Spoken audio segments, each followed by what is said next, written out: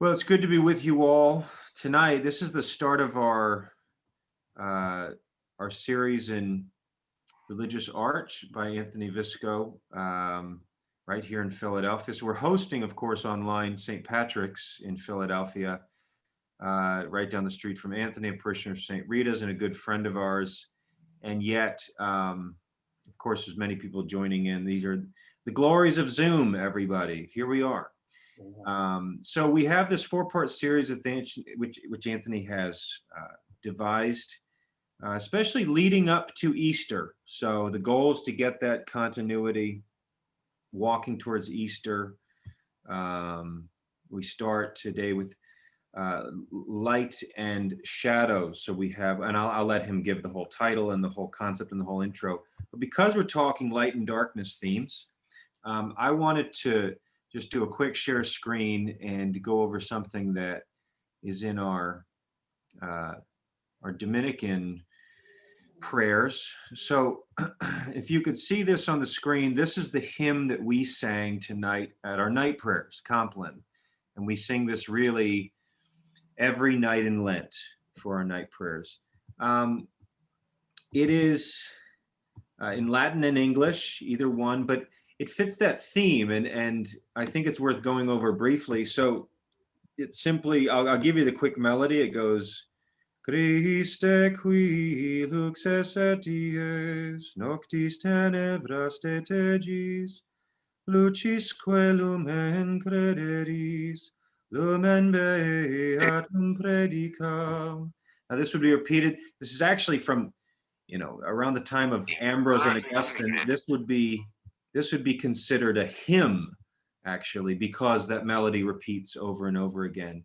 But I want to just look at the first few lines because it's that theme of light and shade. So it says, Christ, you are the light, qui es lux et dies. You are the light and the day. So it's not just a theme that Christ is the light of the world, the light of the human race, says John's prologue.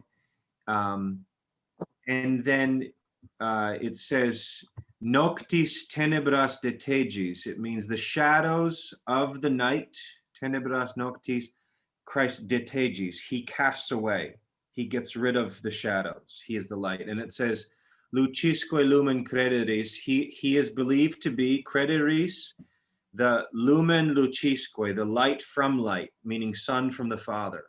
Lumen beatum predicans, preaching light, preaching of the blessed light, or preaching light to the blessed. So it's this great start to a hymn. Christ, you are the light in the day. You cast away the darkness. You are, we believe, light from light, and you preach light, a blessed light. So it's a great start to a hymn. I don't know a hymn that uses that image so repetitiously.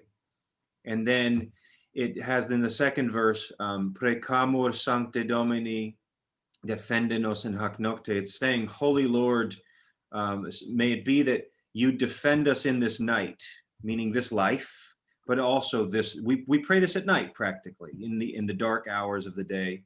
And then it says, sit nobis in te requies, that we may rest in you, quietam noctem tribue, basically giving over to you this quiet night. So if Christ is the light, there is no sin, there is no darkness, there is no evil that really deeply worries us, because he can cast it away, and every single night we rest in him. So just a little sample of our prayers that I think fits really well with Anthony's theme tonight, which I'll let him give a full intro to. But we remember too that we're not just talking of natural things, but there is real darkness in the world and in our hearts, and there is also real light in the world, and the light is Christ, and it's real, and that's something we return to in this theme. So I'm going to let Anthony share his screen. Anthony, you can go for that now, and then you take off, you fly, you do what you do, because this is not your first time teaching art classes, even on Zoom. Well, first, thank you for the invitation, Father. And And Anthony, just so we get you started, so press share screen, then press the blue button right afterwards, and that'll make sure it does the full initiation. Yeah, we'll get it. And once we get it, we have it. What did I just do wrong? Let's go back to.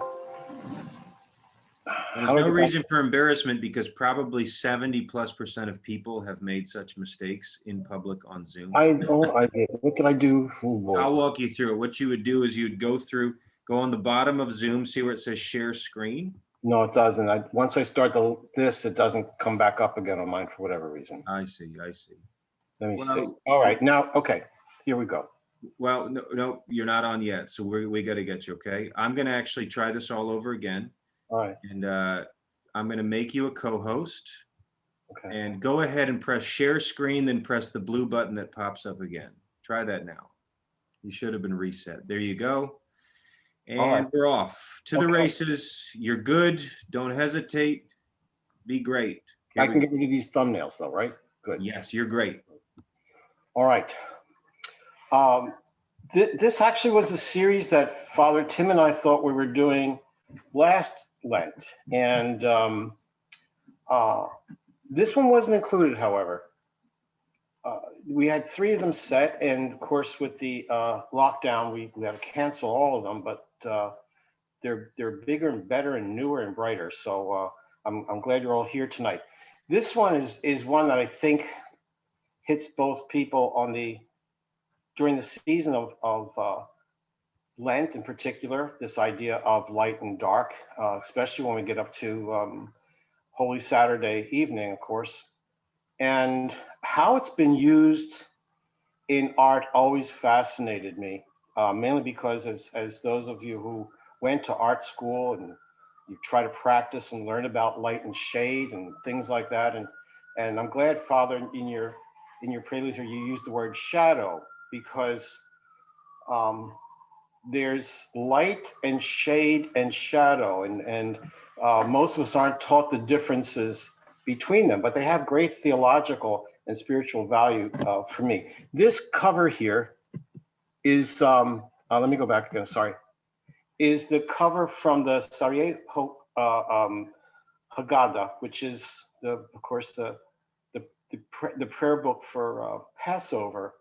I really became very interested in this whole 2 different kinds of light when I was about 10 years old. There was a movie that came out, Inherit the Wind, for those of you who might remember.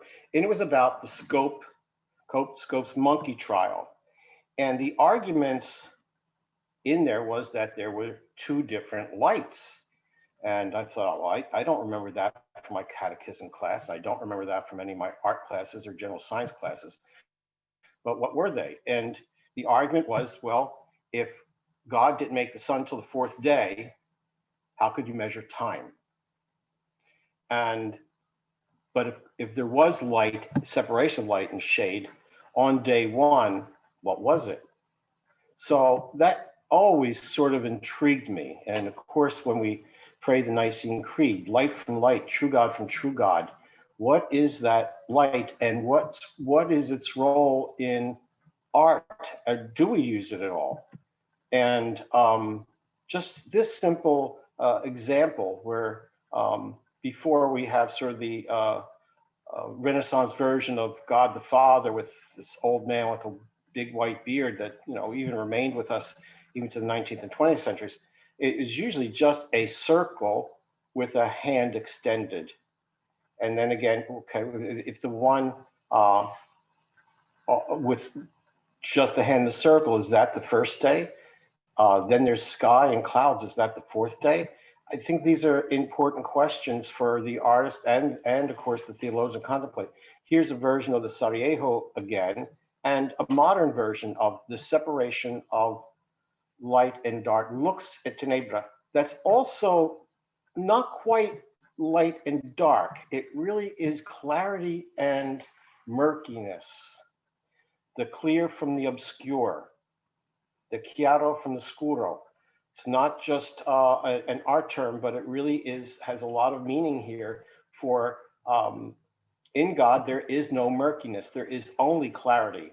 And we see this you know, in different art forms. In the background of this is Kronos and his children. We have this idea of time in the sort of earthly sense as Kronos eats his children, constantly eating the future. And we have this astrolabe in the background, which of course gets used for both science and symbolism of there are two different worlds. There's this internal one of time and the celestial sphere of time not being measured. And here, of course, is the famous Michelangelo version of the separation of light and dark. Here's, of course, the other pages of the Sarajevo Haggadah, which shows all creation, but the very first one, of course, is the separation of light and dark. I often wanted to do a course simply on the days of creation. Here's a more medieval example. The most upper square being the separation of light and dark. But again, where do you start? Because we are in this visible light world. We don't know invisible light. We can imagine it, we can talk about it, but I think it's important that we contemplate it a lot because it is divine light. And as we know, the greatest or best sacred scripture, music, painting, sculpture, poetry, always has that element of the invisible light within it somehow. Of course, it always has to be visible. It always has to be audible. But, you know, here we are in time trying to do both somehow. But I think an acknowledgement of both becomes the greatest key we have. Now, Dante writes about it. And of course, we know that in that invisible light world where there's nothing but light, that is when this is light that the angels can see. This is light that light of the beatific vision, which we cannot understand. We can't see it. We can think about it. We can contemplate on it, but we still think in terms of chronos and chronology. To say, well, you know, the now, forever, and ever. Well, we can go forward when we talk about forever, but we can't go backwards. It's very hard to think of no beginning. No beginning. That's even harder, I think, than contemplating eternity. Again, this invisible light was the division, and the division of light and dark is also the division of the angelic and demonic forces. But we're in the fourth day in terms of time and light, and trying to represent the first day. So this illustration is here we are peeking out between time and eternity. These figures try to pierce the celestial sphere and go into that other realm. In terms of light, this has been a human ongoing mission of ours. Every culture throughout history has always wanted to measure time, and on specific dates in particular, and measure it through light.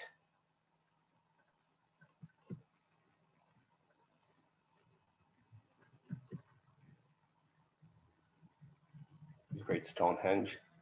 This is the pyramid of Chichen Itza, and on the lower side you see this what they call the snake of light that runs up the staircase there right at the equinox.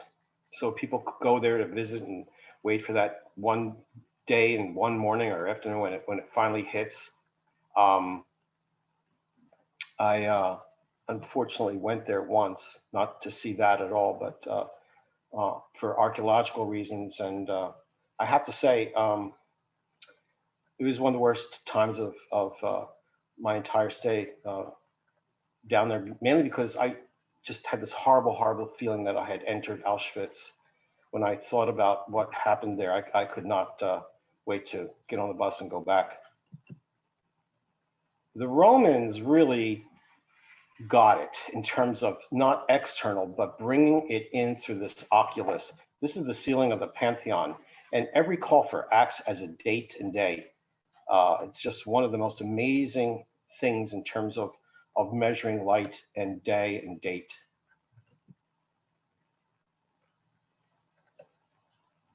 And this is the entry of light into what the church is using or has been using for centuries now, where it's not light on the outside, it's light on the inside, which again is a wonderful metaphor for Christ our light.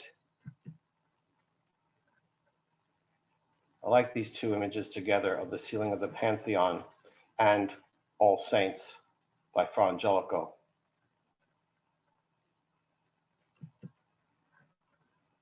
This is the oculus coming from the dome, Brunelleschi's dome in Florence. And each year people gather, not for the equinox, but for the summer solstice. And they come by every day to watch it get closer and closer till we get to June 22nd. The reason why the solstice is more important in Florence, of course, is because 3 days we're celebrating the solemnity of the birth of St. John the Baptist, who was the patron saint of Florence.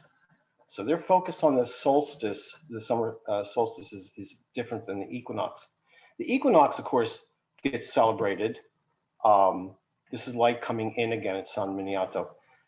When we think of the solemnity of the Baptist 3 days after the summer solstice and how fulfilling it is in terms of the forerunner saying, I must decrease as he must increase. So the days are getting shorter and shorter as after the birth of the Baptist. The light's leaving us now. We don't sense it that way, but it is the days are getting shorter after the summer solstice.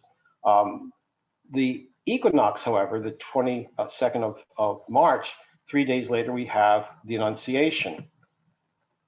And again, light coming into the church becomes very important, especially in early architecture. Just as a side note, the Annunciation up until 1780 was considered New Year's Day in Florence. That's how significant the Feast of the Annunciation is there.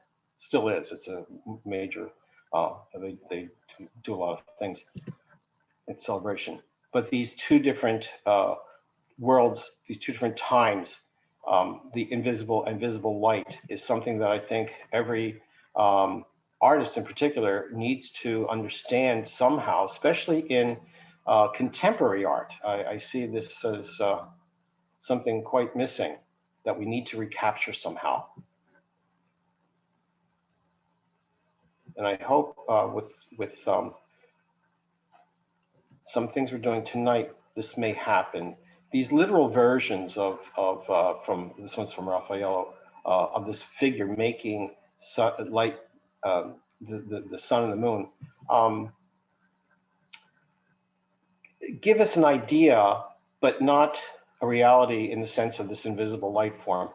I'm going to just go out there and say I see this as three different areas, as light from as representative of God the Father, light on as God the Son, and light through as the Holy Spirit. Those three elements, even though we're trying to capture invisible light, we have to use a visible form. So if I say light from is God the Father, we find out that throughout history, this use of gold, the reflective properties of that, resplendent, giving back, is also another element of gold, and that is it's eternal. It doesn't oxidize. So you can go to any culture, here it is in Buddhist culture as well, and say, I want to use the most precious, the best, the most reflective.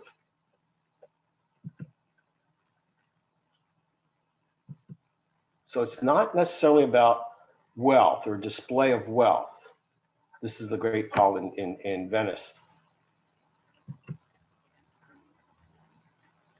Here we have, this is its use in the Orthodox Church, where you have the iconostasis, this wall of saints Here's a golden black Psalter, San Marco, which is, of course, all gold mosaic. So these great basilicas just pierced with natural light that then just bounces over and over and over itself. You sort of lose sense of where is it coming from, which is the point. You're surrounded by it. This is Montreal in Sicily. So the use of gold mosaic, here's another iconostasis, as symbol of the Father. Here's Hagia Sophia, which also is all gold mosaic.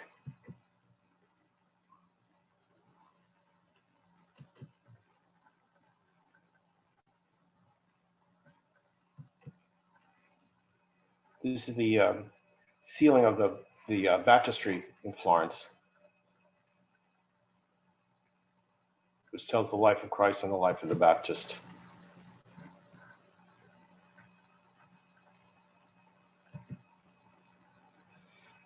Gold will also be used outside of a building for significance. This is outside the baptistry and the Ghiberti doors, which were gold leafed as well. Sometimes in Catholic Church, we will use gold on the outside, and there will be certain times of day when it just gets illuminated, when you almost can't see the figures. You can only see the light.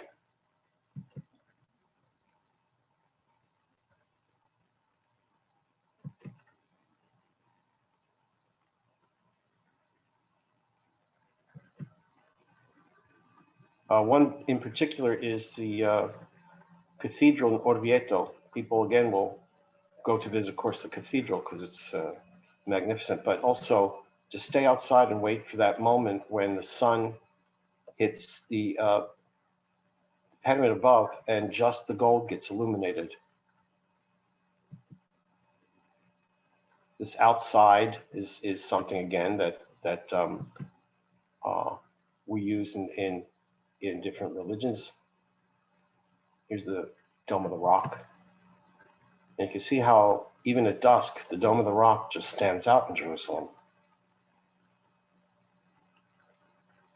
So if it's not gold inside, symbolizing the light that comes from the Father, it's also gold outside, protecting it and covering it as a mantle.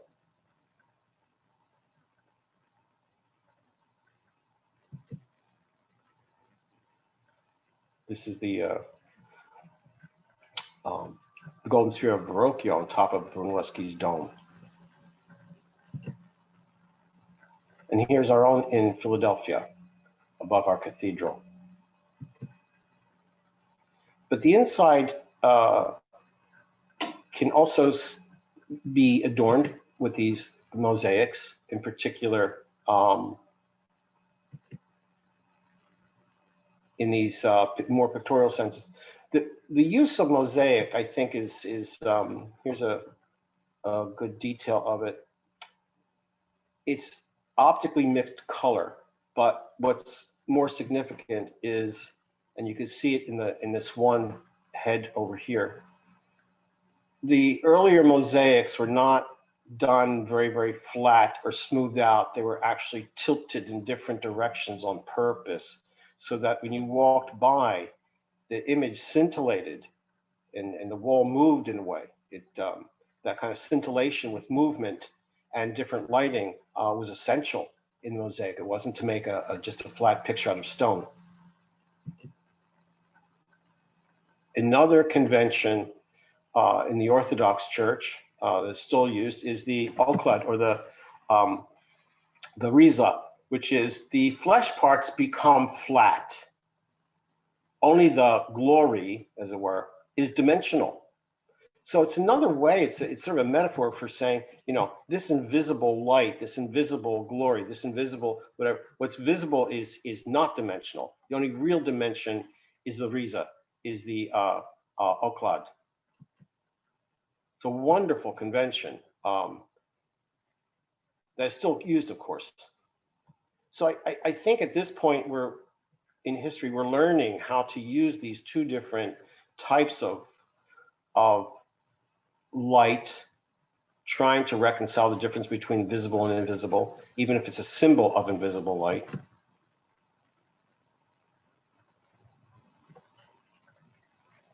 That is the true dimension.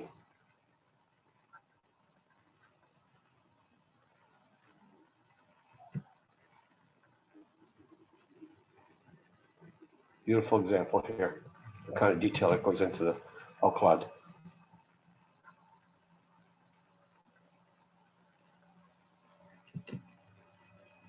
And of course, these are newer versions. It's still being used.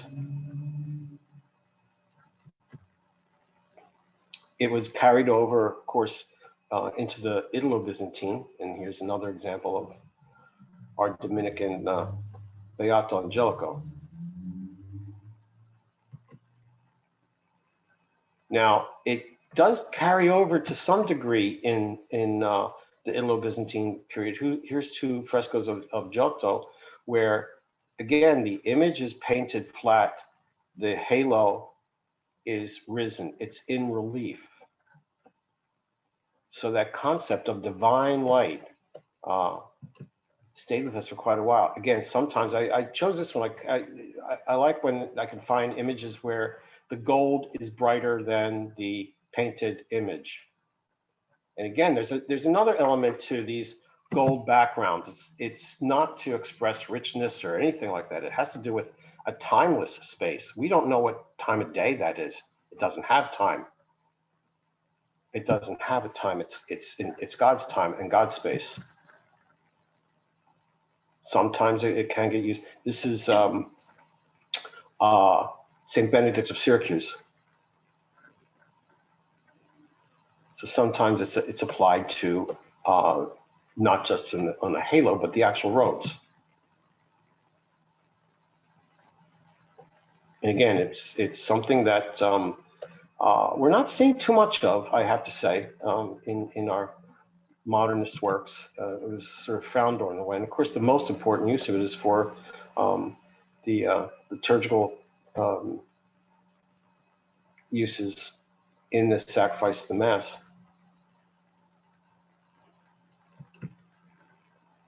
And of course, in reliquaries, this is the reliquary for the crown of thorns.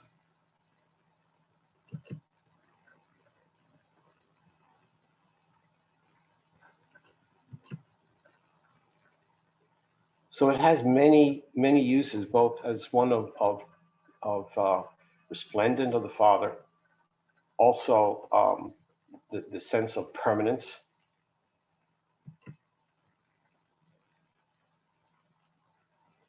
Here's the Holy Spirit surrounded in golden annunciation, and find out that sometimes in art history, gold is used as a separation or protection between one field and another. Here are the elect and the damned. So the elect get a special, as you see, some device there. There's John the Baptist kneeling, the apostles on one side and the other, 6 on one, 6 on the other. And so the elect get this gold surrounding. You see it again in icons of the burning bush, where there's this radiant factor that comes out, separating this world from that world, this time from that time.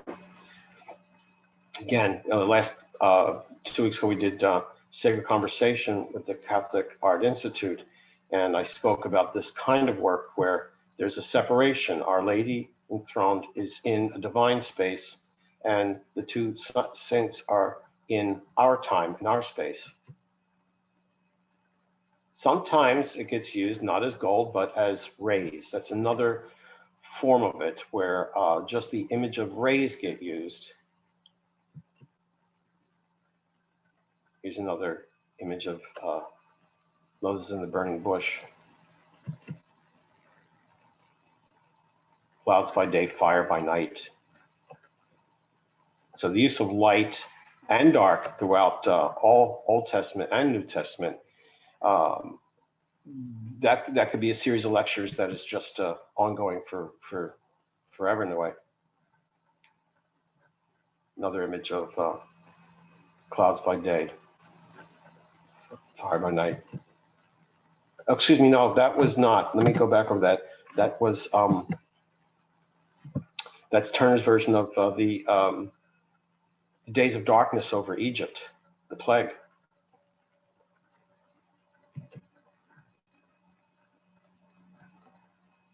This is Doré's version of fire by night. Conversion of St. Paul is, of course, in art, we depict it as a visible light in some form or other, but Paul was blinded by this invisible light, really, that is impossible to see.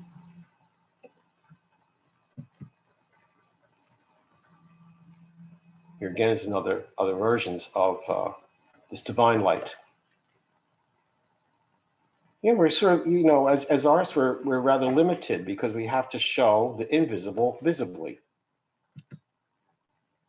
Here's Michelangelo's version, again, just a beam of light that comes down, blinding St. Paul. Caravaggio does two versions of the conversion of St. Paul. He doesn't use any sort of convention as a beam or any sort of gold. What Caravaggio does is simply change the intensity. We're going to talk about this more later as we go into the Counter-Reformation and Tenebrism and how darkness was used to reveal the light. It's actually the opposite. Another convention for separation of two different times, two different spaces, two different lights is what we call the Vesica. And that is this shape that God is in this conversion of St. Paul. The Vesica Piscis, you can see it's formed by two overlapping circles. It's part of what they call sacred geometry. And these two overlapping circles meet at each other's center. It's very symbolic of two different worlds coming together, two different times coming together, two different spaces coming together. And it's used quite often in church art. Here we have Perugino on one side and Titian on the other.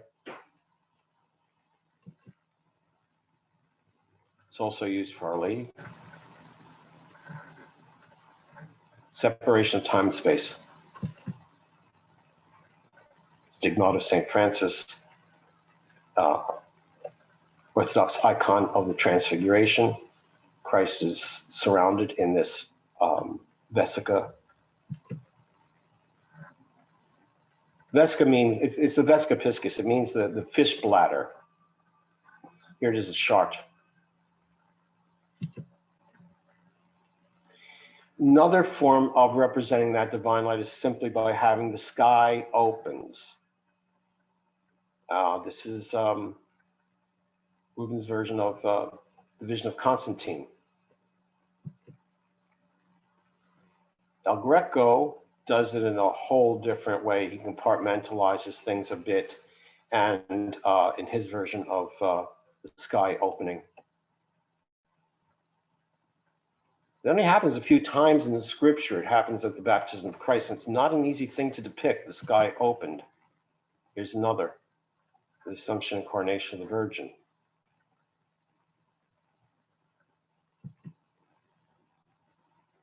If we can reconcile the differences between these two images, they're both the same. They're both Salvator Mundi. One is done in the Eastern tradition, one's done in the Western tradition, and they both have the same things. It's just that they sort of have different manifestations of the same thing. The celestial sphere in the more Western version is transparent. Transparency is another element of light and shade that we'll get to in a bit as well. If we take these two, as these two are analogous to each other, one is Byzantine drapery and the other is chiaroscuro drapery. That's a sleeve by Dürer.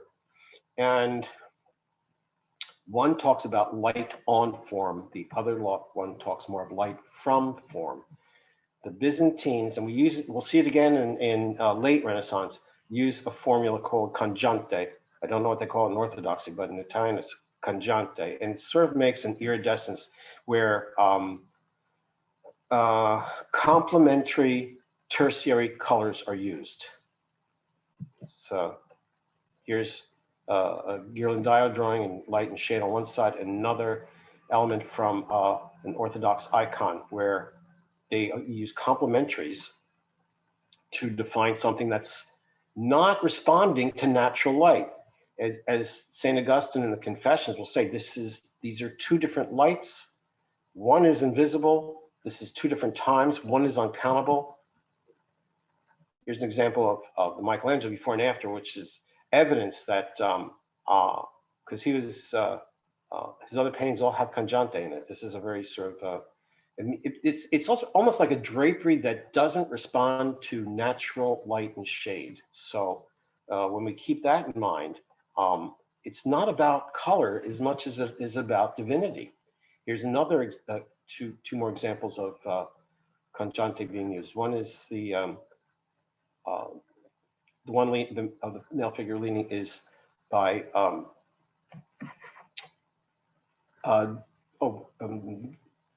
excuse me, 1 second. Da Volterra. Daniele da Volterra had the sad task of putting the painting the drapery on the Sistine Chapel ceiling. Visible light, the phenomenon of it becomes quite different after the Renaissance, or during the Renaissance, I should say. The discovery of it is quite alarming in the sense that understanding the science of it and how it worked, especially in art. I always felt that, and I sort of saw this happen while I was teaching, that those three elements of light and shade, perspective, and anatomy, those three combinations that we see come to the forefront during the Renaissance, after St. Francis of Assisi in particular, to express the incarnation. That's why I say that light on is representative of Christ in the world. If there was any reason for those three things coming together at that time, it was to discuss the incarnation, because I watch afterwards how it's not used to describe anything but. And if it is, it's not as important. Here you can see light hits an object and has what we call a point of tangency. So we have light, shade, and shadow, three very, very different things. Light meaning the light form is that which is turned toward the source. That which is in shade is turned away from the source. And that which is shadow is in the path of light but can't receive it because of an obstacle. Right? So there are things that are in the path of light, even in our lives, that cannot receive light because of some obstacle. So you can see how important it was in the Renaissance to show that. The other thing is to exercise these things where you have a light object on a light ground on a light field, and a dark object against a light field, and the light object against a dark field. And this interplay of all of them become compositions later in sacred art for different figures. Of course, as I said earlier, it's really St. Francis that brings our attention to this in terms of the incarnation in particular, and the revealing of the flesh of Christ, and also his canticle, Brother, Sun, Sister, Moon, aided a great deal. Again, here's the Raphael from the Vatican. We see these two different worlds. There's the inner sphere and the outer sphere.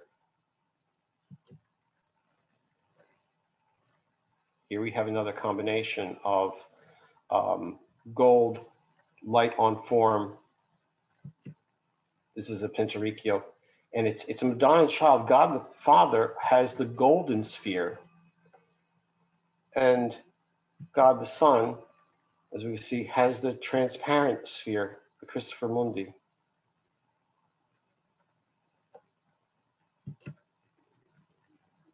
Light on form becomes so important, and this is where we get involved with this idea of chiaroscuro, and its analogy to lux et tenebra, because it does not just mean light and shade, and it really means clear and obscure.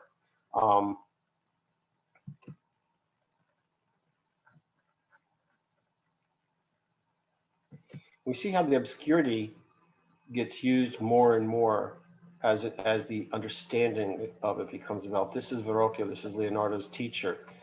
Some like to think that Leonardo was the first who created this idea of chiaroscuro or sfumato, but it actually predates him.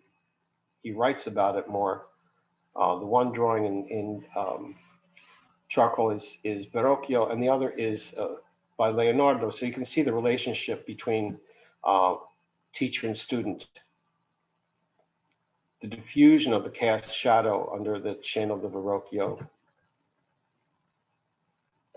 This is Del Sarto, another master of chiaroscuro and great painter fresco painter of sacred images. Masaccio is one of the first that really sort of puts it in full gear here. And one thing that becomes very important in this period of church art is that we are using both actual and implied. The light and shade that you see in this fresco is the light and shade in the room. What happens is that most frescoes are painted in the direction that the natural light's coming. And remember, this is pre-electricity, pre-LED, pre-everything. So this is the Brancacci Chapel as it is today. And you can see the window from above and the direction of the Masaccio frescoes. They are all lit in the same direction that you and I would be lit in that room. And there's something that I think people don't quite, not that they don't appreciate it, but when they do see these things and they're so overwhelmed, they sometimes don't realize that they're looking at each other and the architecture in the same exact lighting that they're seeing the image. It gives a sense of presence that we don't often experience today because we're not using natural light in that particular way when we're depicting the sacred.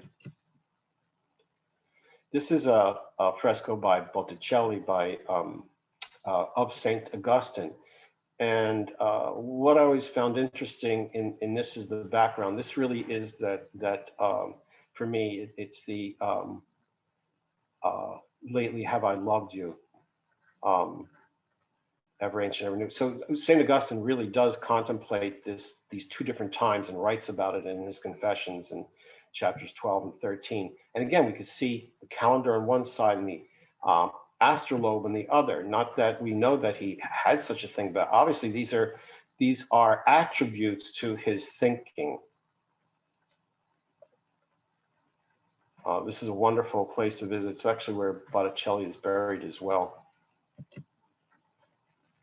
One thing that's resplendent in this period also is Last Supper paintings. Always painted in the mensa of the friary or convent, and always again in the light that's pouring into the room, so that the friars or the sisters or whoever would be dining in the same light as the apostles in Christ. And the tradition was to always keep Judas on the other side of the table.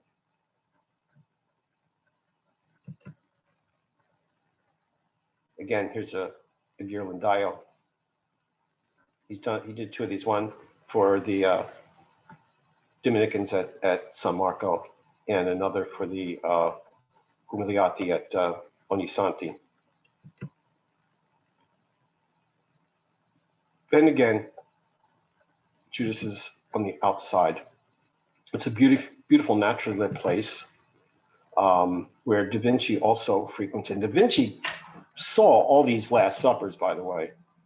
And as he's developing his sense of what we call, we're going from chiaroscuro to what we call sfumato, where it's getting intentionally murky, intentionally fading, and to give it a different sense of relief and time, because we start to dissolve that clarity between form, space, light, and time.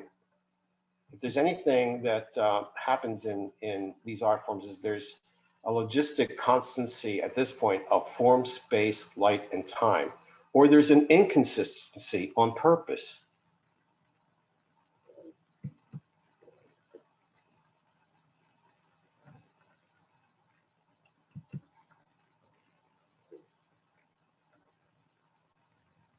So there's when we sort of make it, Da Vinci understood how to push it. He understood this is sort of, there's a dial on this. I can make it, I can take this clarity, obscurity, or this sfumato and pitch it so it's more intense. So the light becomes higher in relief and the shade becomes lower in relief quality. This is a picture of the Last Supper in Milan, when it was in natural light. I found this wonderful picture of it. So you see where you can see by the cast shadows behind the other two paintings that are hung, is the same light.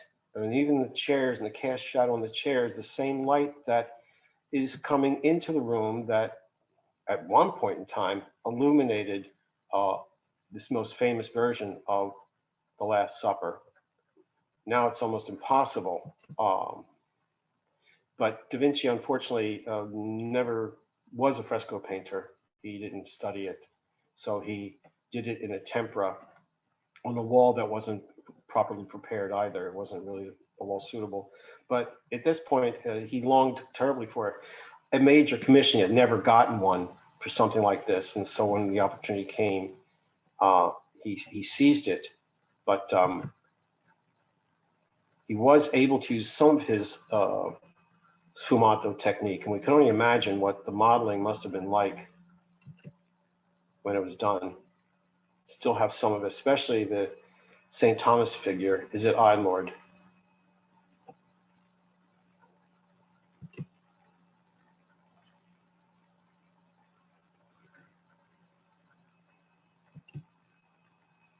But again, the idea of everyone in the room being lit in the same light as the figures in the painting gives it this sense of actual and implied form, actual and implied light that continues and continues. Here it is, of course, incandescent, and there was the window, or still is, but it's completely covered.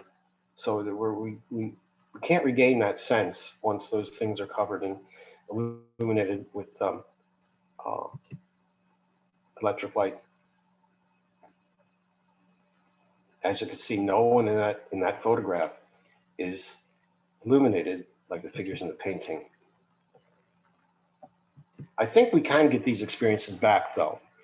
This is a Del Sarto, and again, you can see the figure, the seated figure on the right has that sense of congiante in it, where it's different color of modeling. It's not lit by natural light. He puts Judas on the other side, at the end rather. But so the tradition of once Da Vinci breaks that tradition, it's no longer held. Del Sarto was incredible at monochromatic art as well. And this is his Scalzo of St. John the Baptist in Florence as well. And the quality of this is for better parts, you have no choice but to see it in natural light, and it's just incredible how these figures stand out and are illuminated by natural light. This is Pontormo's famous Annunciation, which, if you look at it, the figure of Saint Gabriel and the figure of the Virgin Mary are not lit from one consistent side like there would be in the Last Supper, but from the central window above. So one is lit left to right, the other right to left. Again, once these windows become stained glass or something like that, that whole thing is gone. But nevertheless, it's something to ponder and think about for future works, because hopefully we still have things to do here. So here it is with the work in the middle. This now, of course, is been illuminated as well. These places are dark, I have to say. You know, you wait and you see certain times and certain opportunities to see them in natural light, of course. I love sitting in churches with no lights on. Here's the invention of light and dark, and how we get to use it is critical. So here we have the cartoon by Raffaello for the miraculous release of St. Peter.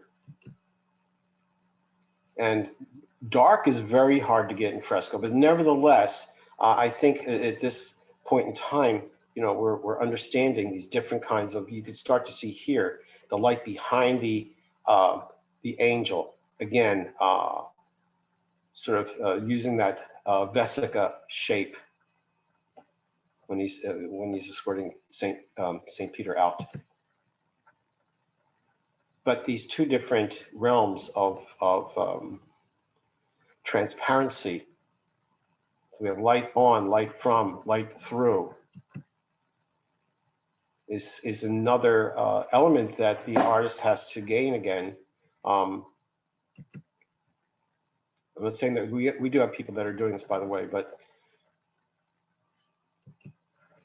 this became, still is a major theme. And just recently, we know that the Da Vinci went for, I forget how many millions, the Salvator Mundi.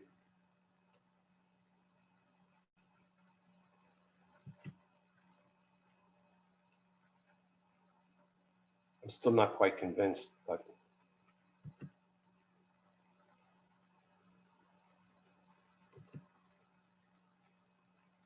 the North does incredible things with this idea of light on, light from, light through. This is the Van Eyck Annunciation. And in fact, there's a workshop by Jan Boesten.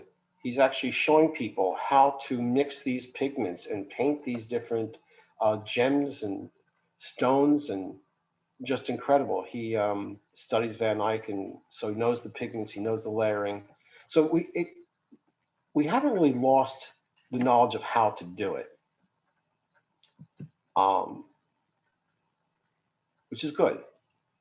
But are we doing it? Of course, you know, when we go through St. John, the Gospel of St. John is all about light, and that's Father Tim and I were discussing, you know, in terms of the zoomorphic images of the evangelist. John is the eagle, because the eagle can fly straight in the sun and look at it and not be able to be able to stare at the sun. Light through as symbolic of the Holy Spirit. I think there's three parts to this. There's revelation, then illumination, and then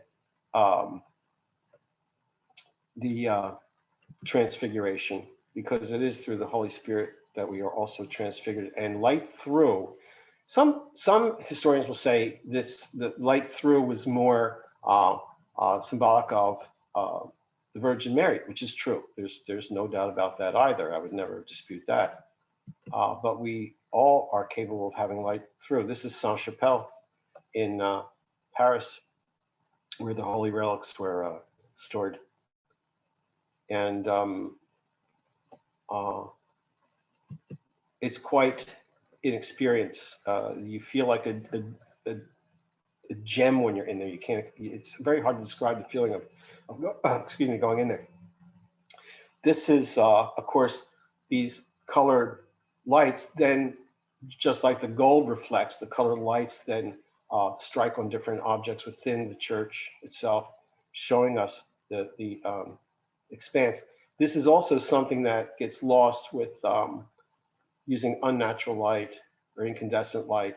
This is a painting on the side of a visionary artist, Cuba Ambrose, who layers these things and so it can get these transparencies and translucencies and have this kind of prismatic color effect in his work. But it's also a means of measuring time. Those light and shade shapes and color shapes won't be there the same way tomorrow, just as in this church where those arched lights are going to be moving constantly. This past summer, I did some drawings at St. Rita's of perspective, but also the change of light and shade from one time to another. And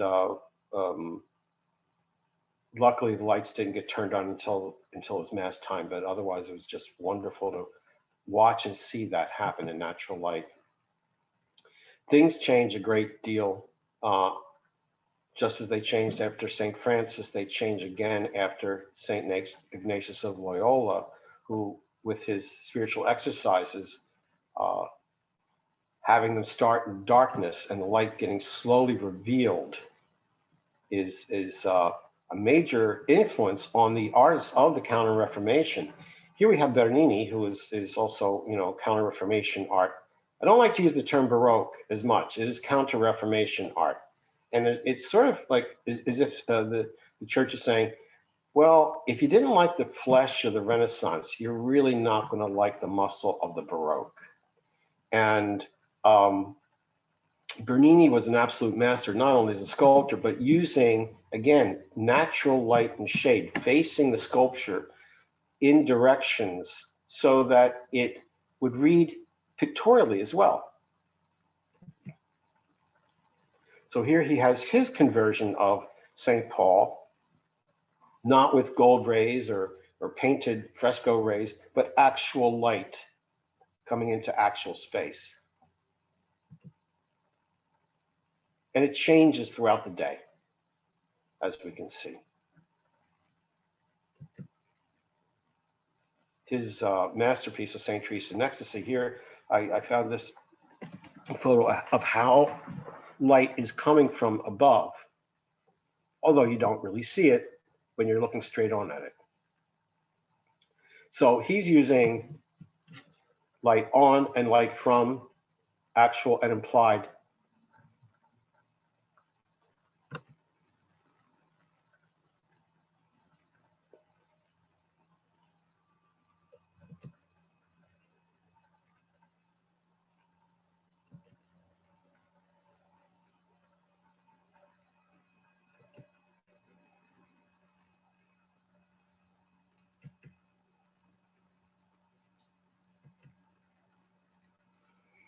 Another one who used this device of actual and implied was Caravaggio. Again, we don't experience this too often because we're looking at flat reproductions in a book and not the works even photographed in situ. So if you look at the window from above, coming down on these paintings, the St. Matthew in the middle, of course, is being lit from mostly above. The calling of St. Matthew is lit left to right, the other is lit, the martyrdom is right to left. So Caravaggio was very aware before he painted these of exactly where they were going to go and where what light was coming in at what angle.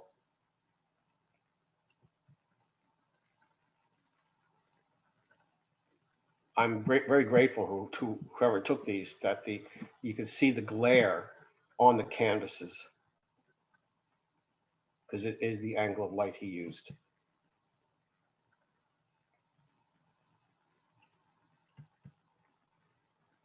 Another form that does get used, not as often, but one that I particularly like is use of alabaster instead of stained glass because of the kind of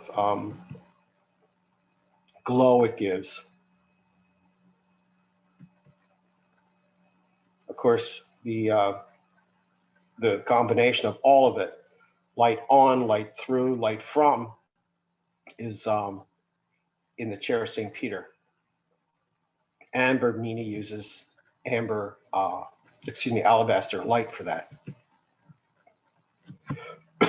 Excuse me.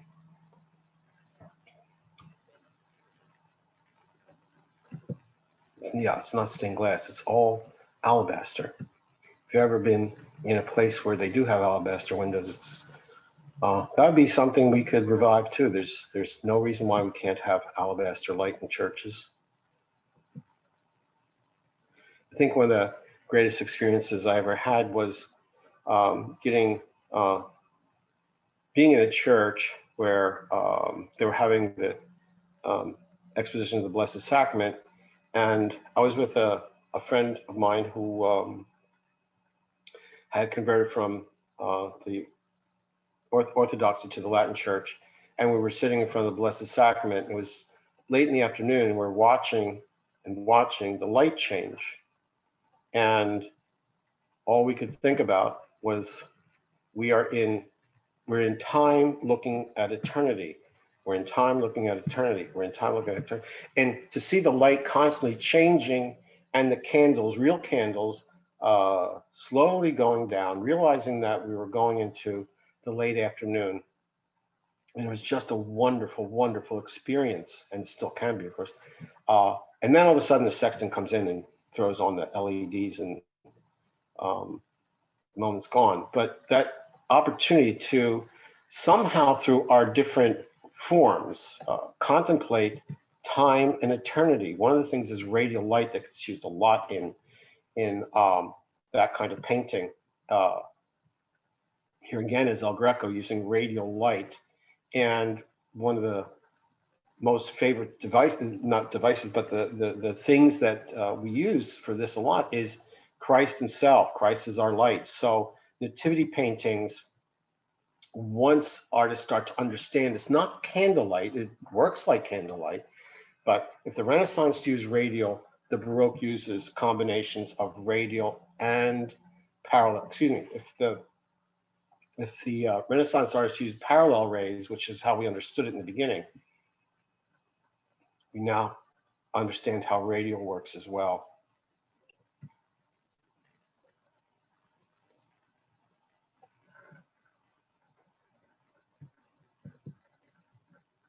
Of course, the master of these religious themes in terms of radial light was De la Tour. There's Christ and Saint Joseph.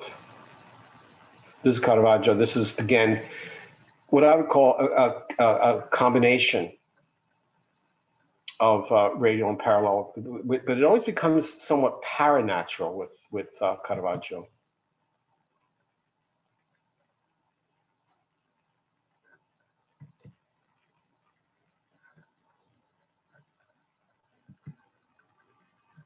Again, here's another radial nativity, Northern School.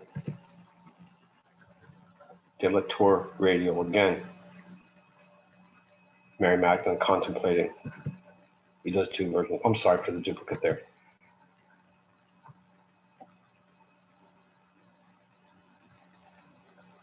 And we see this is the Annunciation to the shepherd, and there's the enlargement above of the light of the angel is illuminating the shepherds.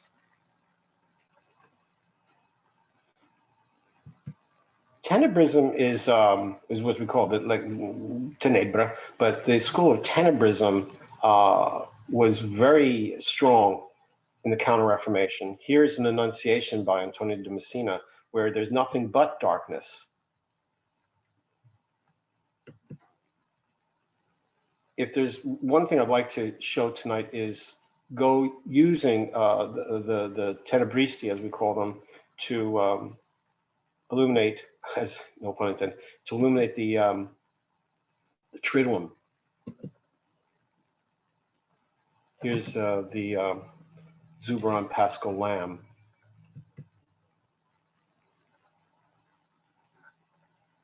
Here's Tintoretto's Last Supper, very different from the other ones we saw earlier, where he's using different light sources. Christ is the light, the vision above is the light. So he's really taking light from different sources here. That's what I mean about deliberate inconsistency. Does two versions of it. This is The Kiss of Judas by Caravaggio. Again, we really don't know the source here of light. It's not sunlight, it's not moonlight.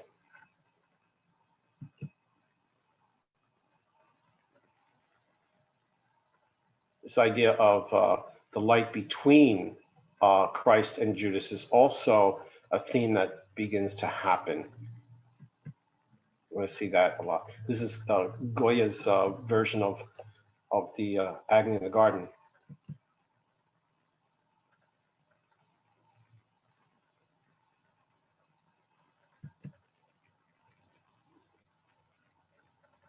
De la Tour again, Christ before Caiaphas.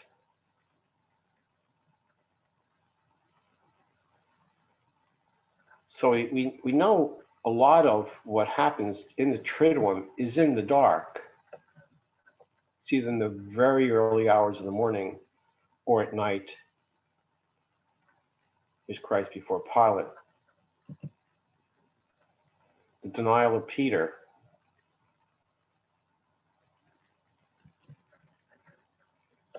This is a Zuberon soul being soul meditating on the scourging of Christ, escorted by an angel.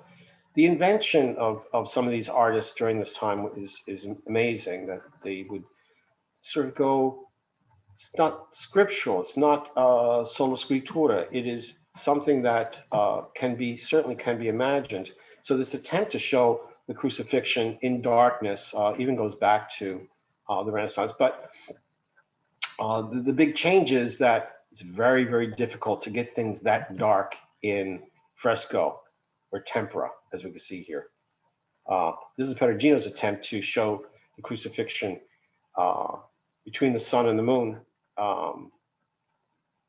And perhaps the eclipse, but the idea of eclipse light comes in much stronger with the use of change of medium.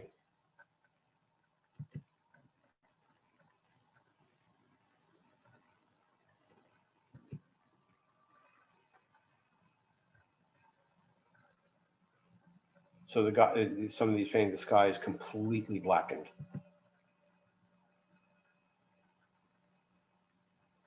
As is in these two versions by Rubens. Again, Tintoretto. And in a more contemporary way, Salvador Dali does these different versions of the crucifixion with the sky completely blackened.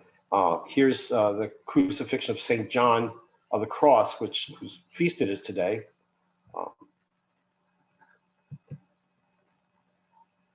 Again, Rubens' Depositions, where the only thing lit really is Christ from some other light, and it's not the same light that's falling on any of the disciples or witnesses here.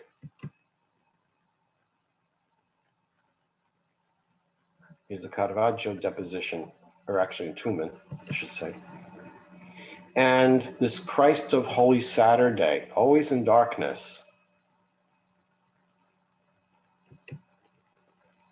And the tradition was, of course, that we are at the foot.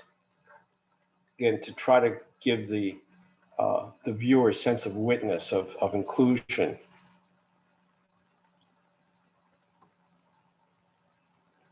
think there were three elements in this way of thinking. It was that once, first we have presence, and that is light revealing something, and done in a way that we can have witness. And third, transcendence.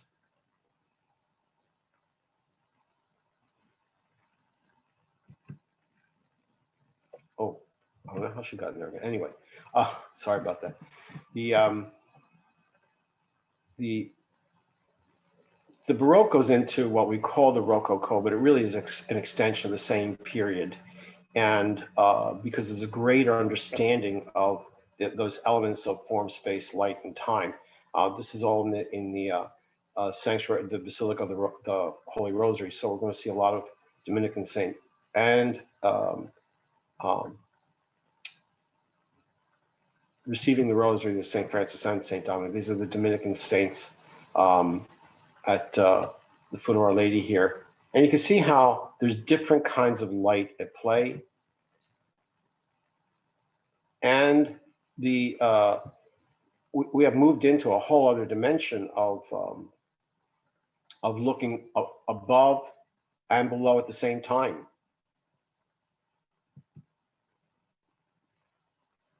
The Rococo is, which by a lot of people is one of their almost least favorites. Again, it took me quite a while to understand it, but it's as if architecture, church architecture, finally understood that interplay of time, space, light, and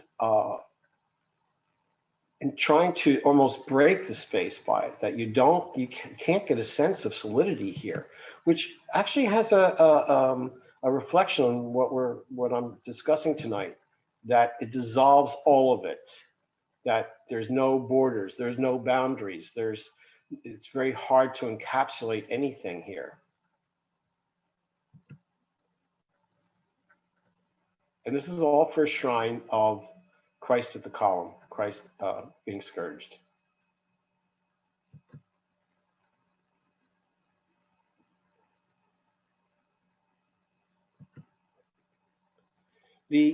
After the Rococo, the neoclassical period doesn't really, in my mind, doesn't produce great sacred art any longer. It could be because of the French Revolution leading up to it, etc. But Nicolas Poussin did produce some works. Here's his version of the Last Supper, done in radial light. But as we can see, here's the size of it.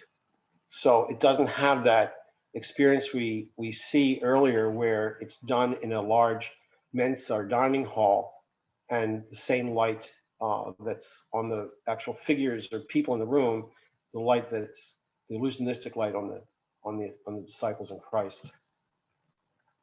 So here's David, who's one of the best painters of that entire period. Most of his paintings are political. This is one of this few religious paintings, the Crucifixion. And I have to say, I was taken aback when I first saw this, because it doesn't have the care that his other paintings had. Probably one of the best of all of them was another neoclassicist, Ang, who does this beautiful painting of Our Lady contemplating the Blessed Sacrament. We don't really see a return of any kind of good or quality sacred art in France until after Napoleon III. The English school is interesting in that they start to use color more than we would, and it's mostly in the Reformed Church. These are not necessarily the type of things we would see, but as something happens, as the more the school gets color, the less it gets light and shade, or chiaroscuro. And we can see this in the hunt here. I'm not sure what the source is. And again, as wonderful as the Tiffany glass windows are, there is no sense of, there's light through, but there's not light on or light from. It's color, and that becomes almost the subject. course, we see that in most Impressionist paintings. Van Gogh did try to do some religious themes, but here we have the Good Samaritan on one side and the Pietà on the other. But we're more intrigued by the color, at least I am, than the light in the moment. There was a Monticelli who was a big influence on the Impressionists, and here is his Adoration of the Magi. But again, it becomes difficult to, interesting in terms of light, but as a contemplative or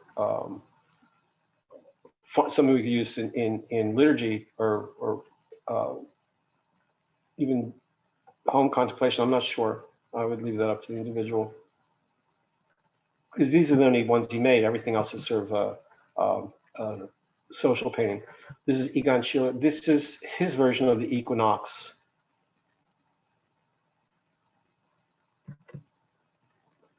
And Blake. Blake is one of the only ones that period that really holds on to this concept of light, shade, and shadow. Here's his Wise and Foolish Virgins. There's another version, but again, here is we get highly chromatic and less light and shade. Another Blake. Here's another concept of just Christ is the light figure and the satanic is the dark figure.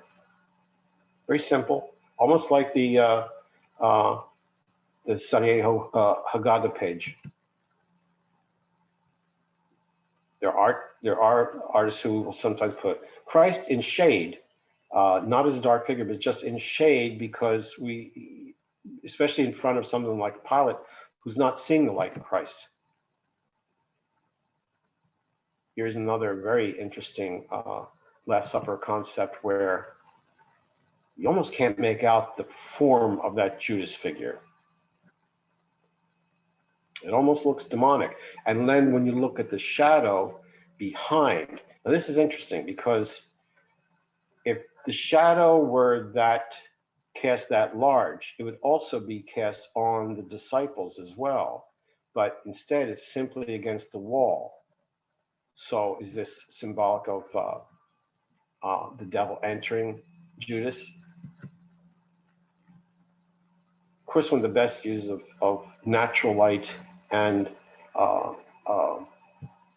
religious theme is the Angelus by Milan from the Barbizon school. So there were people doing things in this time, but in terms of great, I'd say, art and basilicas and churches, we're seeing less and less of it.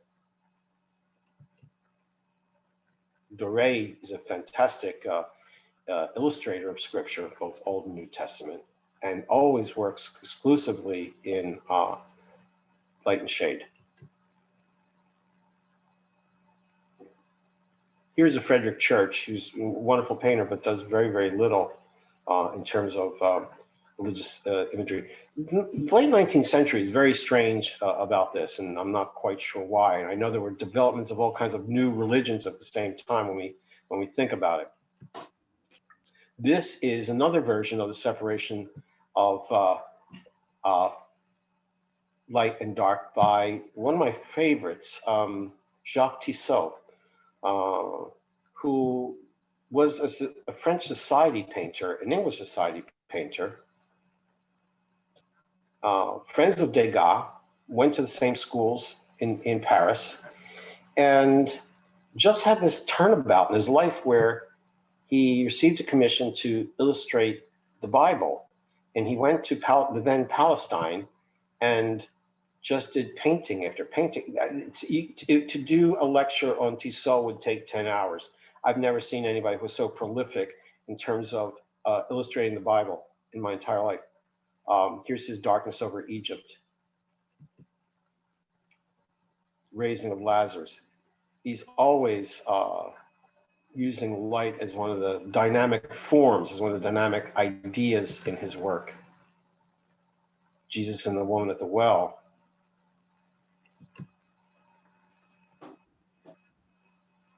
Here's his Transfiguration.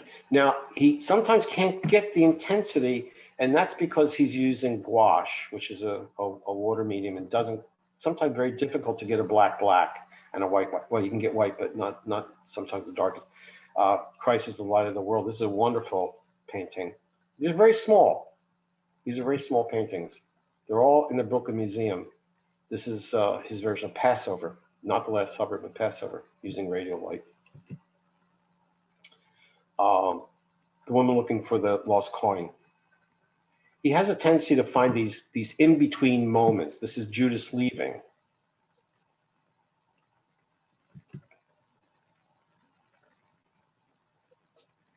This is Jesus weeping. And again, Christ, light of the world.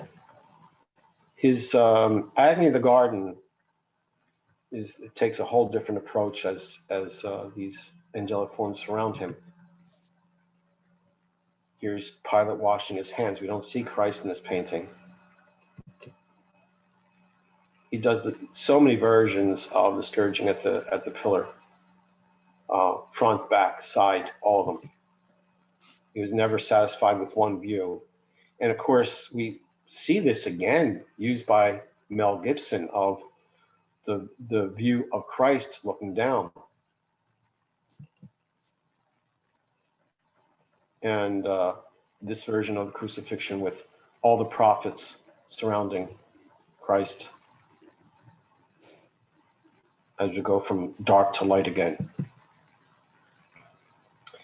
The spirits of the dead rising after the crucifixion. Oh, the one on the left, there's a smaller figure, and that's angels escorting the good thief to heaven.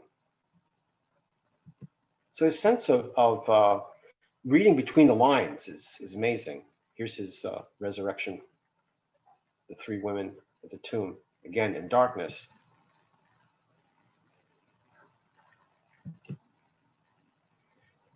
Another artist at the time, and we're going to talk about him again next week. This is Bonnat, excuse me, who was taught a lot of different people. This is his crucifix. He's a little realist, but worked from photographs. But one of the students of his was Thomas Akins, sort of the father of Philadelphia painting, the Philadelphia school, and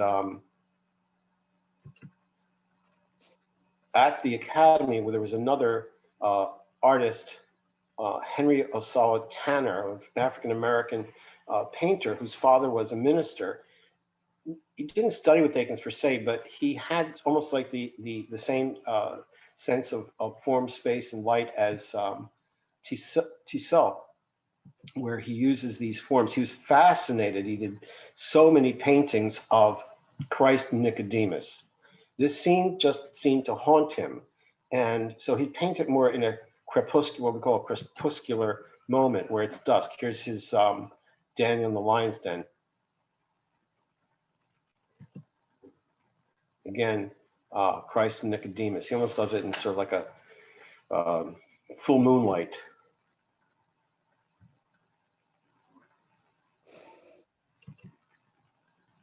Here's his agony in the garden, full moonlight.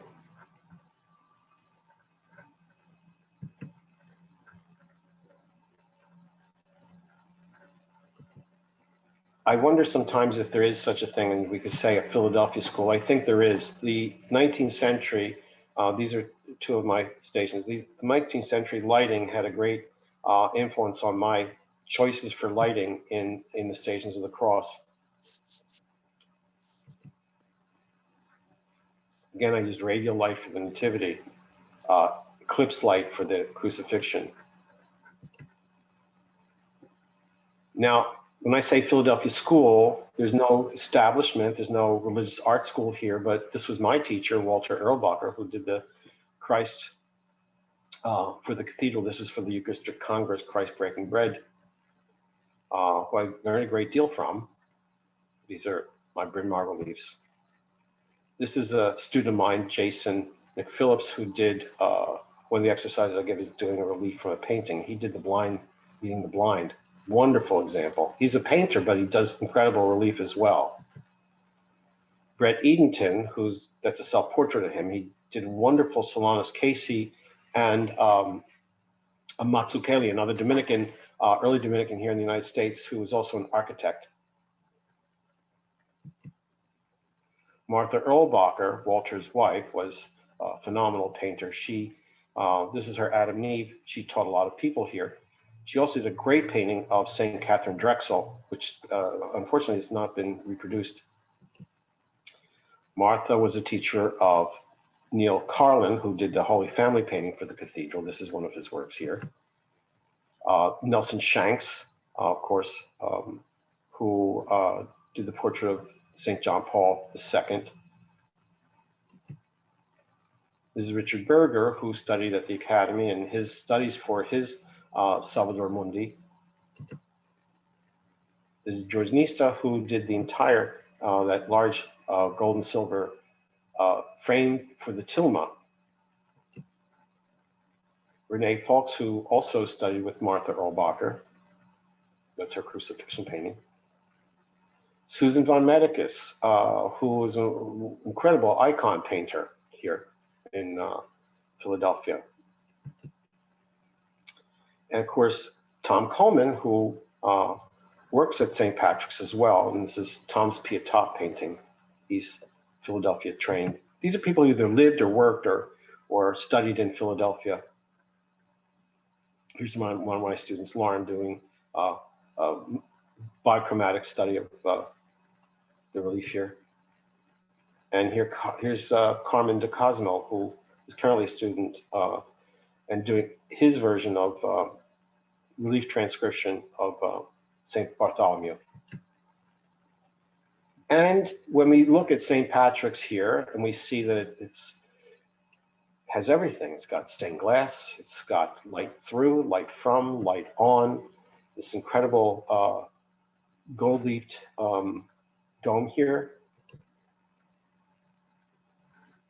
And we have to imagine that in a few weeks, Father Tim will be singing the Exultet and the resurrection as it occurs in total darkness with the, when he says, this is the night, the operative word there is.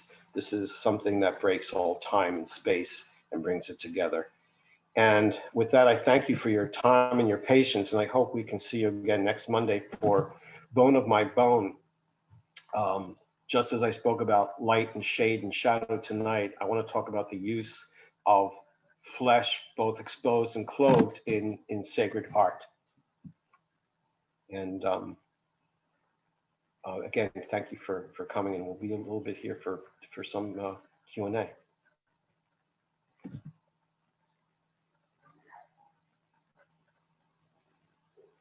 Well, thank you, Anthony, so much as always. We do have some time for Q&A briefly. Sure. Wasn't paying attention to the time. Are we late? No, we're never late. I mean, Too late? We're not late at all. Listen, I wanted to say just a few brief comments as we go into Q&A together.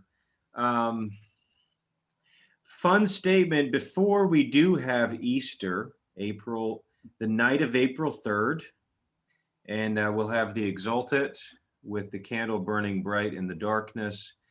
And we will read again, as you had at the beginning, Genesis, the first day is light and dark. Let there be light, says God. And then the fourth day of the creation of the sun and the moon.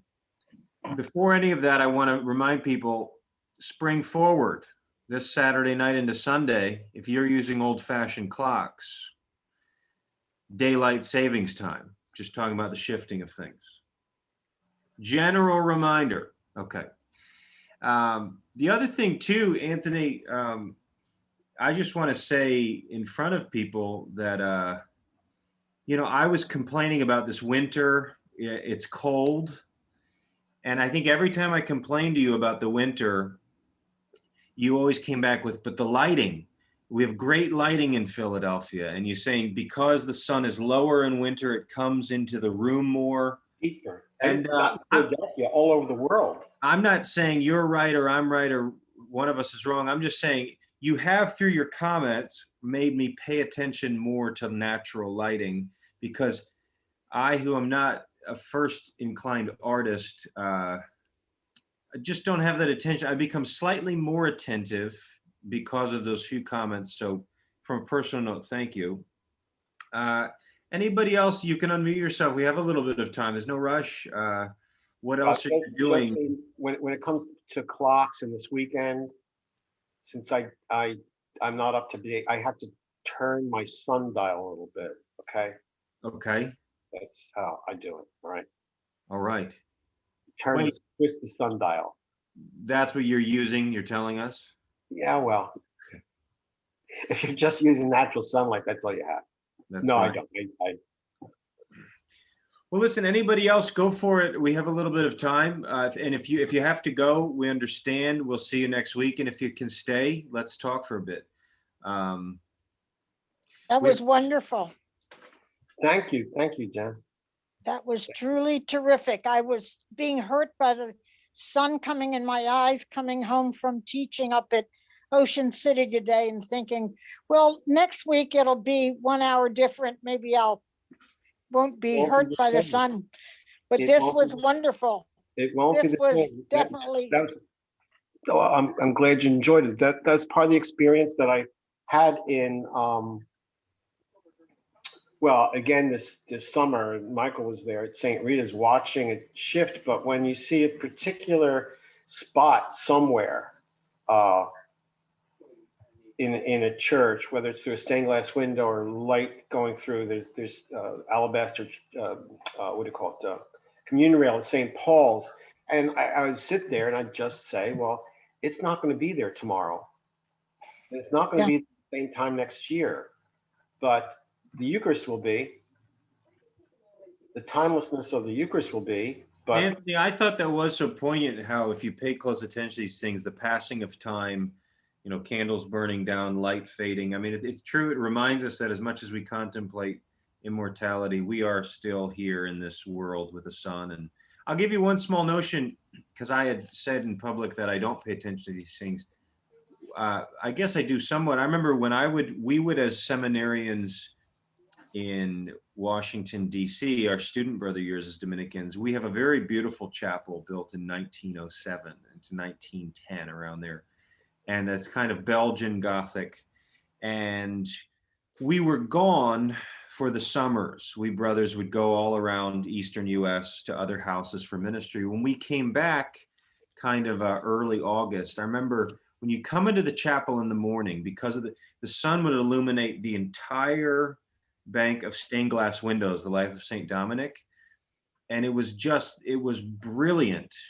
But you get that for basically the first week of August, and then it would go, because the sunrise would shift along the horizon. You wouldn't get it quite that bright, but I noticed that there was only a small window per year when that bank of windows was really at its full best. And which is cool too, because early August is the feast of St. Dominic, and it's illuminating the windows of his life. So it's during that week of August in his feast.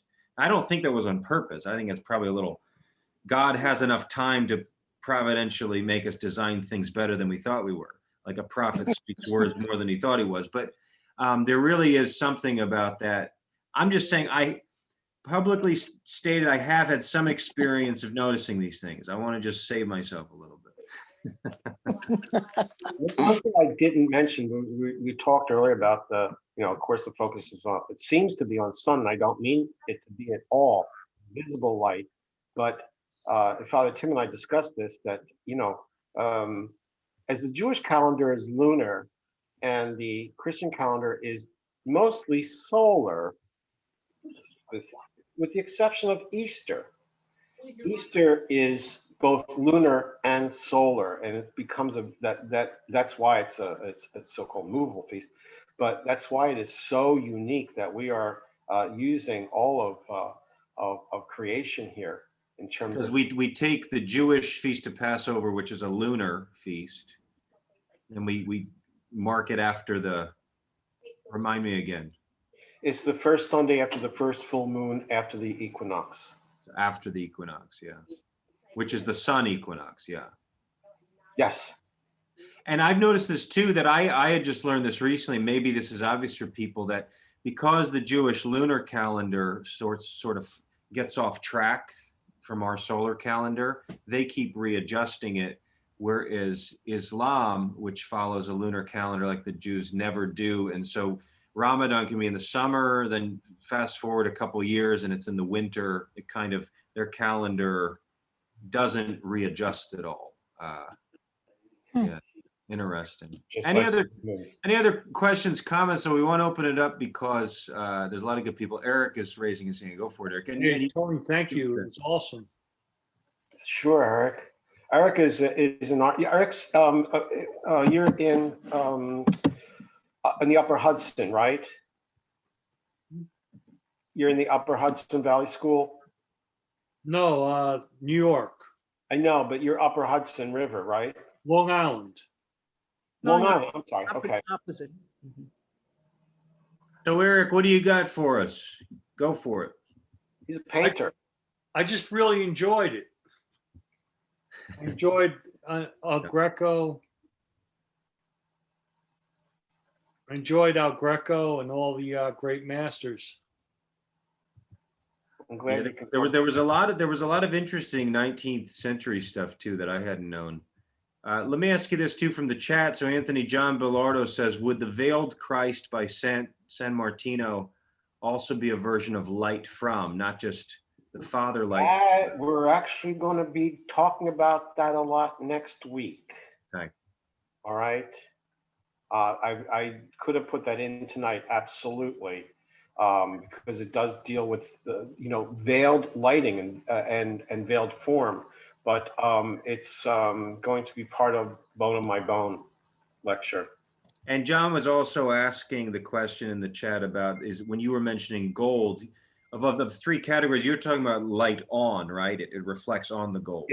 We perceive it as on, but we also get light from.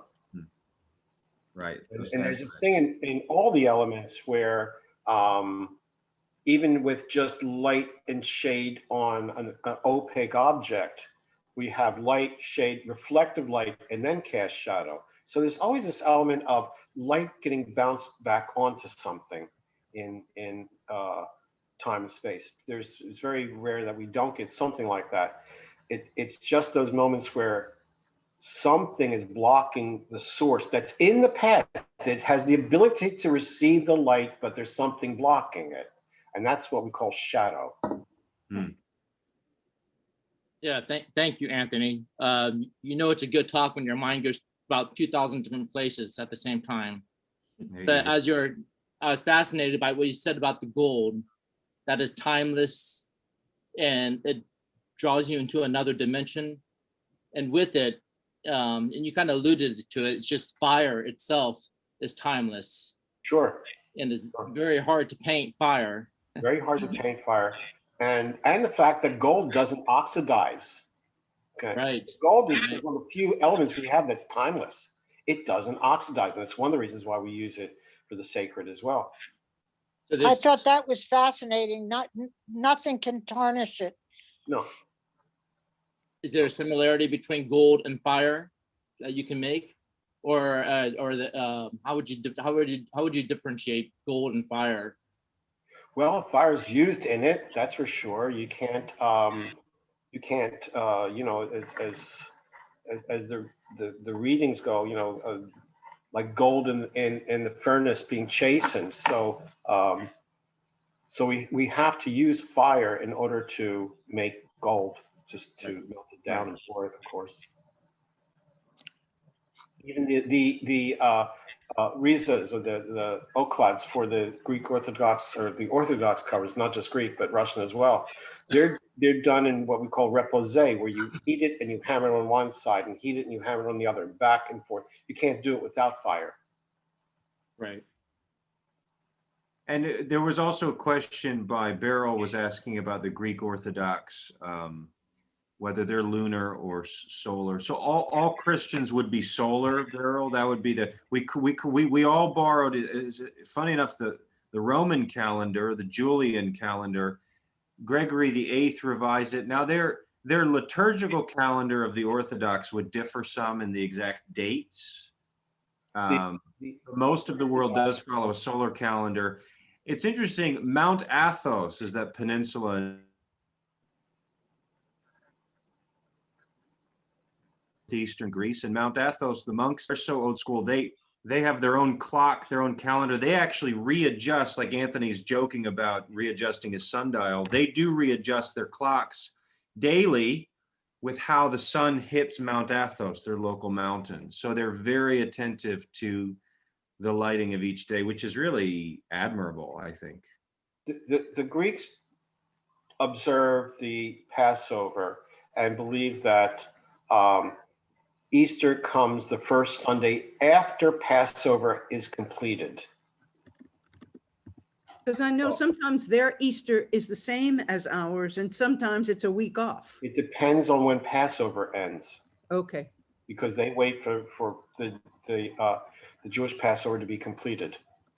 very interesting. And that's Yeah. Russian as well. It's the Yeah, Orthodox. it's Orthodox, yeah, both. Got both, Very, um, very Greek interesting. Orthodox. Well, Tony, my mind is hurting, so I'm going to say good night. Carl, it was good seeing you again. Please come back next week if you I can. will. I Bill, will. I think that's the perfect conclusion to the formal portion, because we could still stay and chat for a while, but I think it's like the throb of working out. You've given us mental exercise. Every time Anthony Visco talks, it's like a museum of his mind. He takes you to the exhibits he chooses. I got a few pieces of paper thinking I might take notes.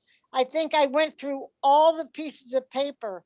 I wrote for an hour and a half while you were talking, Tony. There you go. Well, Father Tim is